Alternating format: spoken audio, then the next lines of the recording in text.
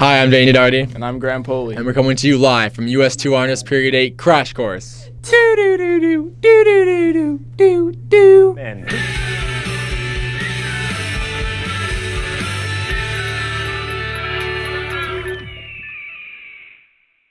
In November of 1979, more than 50 Americans were held hostage after a group of 500 revolutionary Iranian students who called themselves Imam's disciples stormed the U.S. Embassy in Tehran.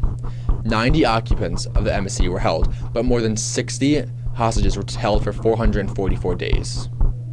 Tension between the U.S. and Iran began in 1953 when America overthrew Iran's democracy and wanted to install a pro-U.S. dictatorship. Other reasons, such as the long-lasting conflict over oil control, also show the tension between the U.S. and Iran. In 1951, Mohammad Mossadegh became Iran's new prime minister.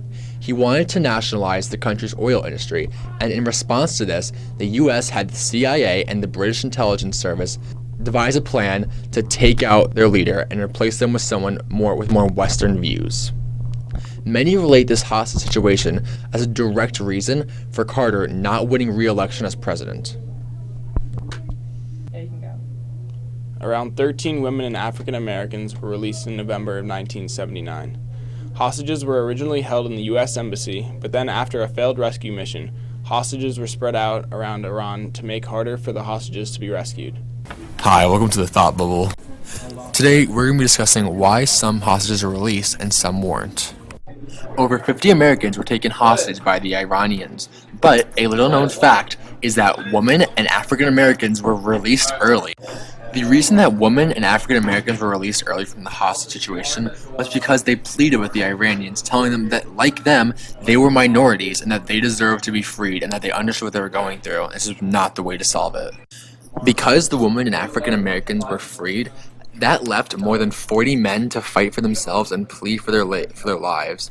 Unfortunately, they weren't released for 444 grueling long days. Finally, after 444 long days, Iran and the U.S. came to a treaty where all the hostages were released. Unfortunately, before this treaty, there was a failed mission by the U.S. in an attempt to release the hostages where 8 U.S. people died. See you next time on The Thought Bubble. Iran claimed that the hostages were guests and were treated with respect. However, the hostages themselves explain a much different situation. The hostages reported constant beatings, limbs being bound together, and moral embarrassment. False executions where soldiers would pretend to shoot the hostages, then laugh, playing Russian roulette, and solitary confinement were all part of the torture. There you go. I'm here now with an Iranian hostage survivor. Tell me about your situation.